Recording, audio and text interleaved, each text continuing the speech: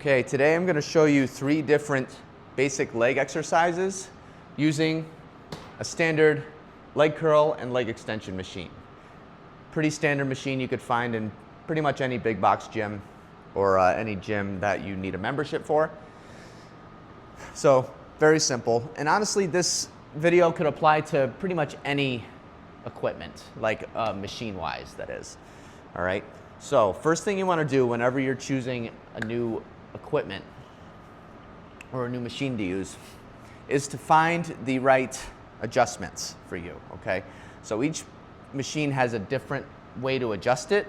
You could usually look for different colors for adjustments, but like for this one, this is a knob. Usually it's a little more straightforward than that. It's like usually a lever where you squeeze it and you could move it pretty easily. But I'm gonna do the leg extension first. You wanna sit in it first and kind of get acclimated to the machine because we're all different shapes and sizes, right? So I just released it and it just went right on my quads, which is what I want. So I'm gonna put it tighter here. Then I'm going to put my legs in, which in hindsight I probably should have done first, but that's okay. Whatever works best. Now this is kind of a flexible secondary pad here, which is cool. Sometimes they're locked in place. All right, I'm not gonna worry too much about what the weight is yet.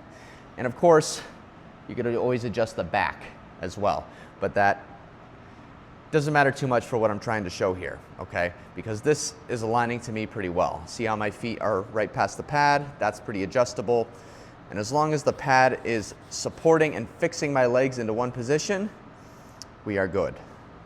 All right, so now I'm holding the handles because it helps me isolate and keep still my lower body for the leg curl, okay?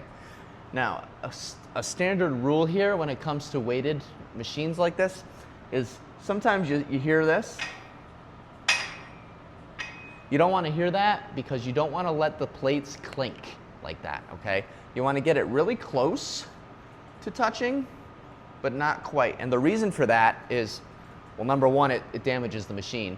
Number two, if you go all the way down, you release the weight and the tension, okay? You want to keep the weight the entire time to get the full effect out of the exercise. So you want to keep the tension, keep the resistance, hence the name resistance training, okay? So you want to get a full range of motion, which is honestly the whole point of these adjustments as well. All right, so let me see if I can show you the leg extension. So that was the leg curl. And I could just simply change this based on the leg extension. Now, okay, this is a good thing to show. So see how it's like kind of like flexible here? I'm gonna put it all the way, if I can. There we go. All the way because it gives me more range of motion, okay? So now the starting position is here as opposed to out a little further because now that gives me that much more room to work with. That increases my range of motion, which is what you want. All right, you want to be stronger through the whole range as opposed to just half the range, if that makes sense, okay? So I'm going to keep this in the same position. Same idea. All the way up, all the way down. Squeeze. All right, now I'm keeping my feet pointed up towards the ceiling, and I'm engaging my anterior tibialis, which is the front part of my leg. All right, I mean, you could do it with toes pointed, but you're able to get a little bit more out of it if you keep those toes pointed upwards, okay? Same idea with the plate applies.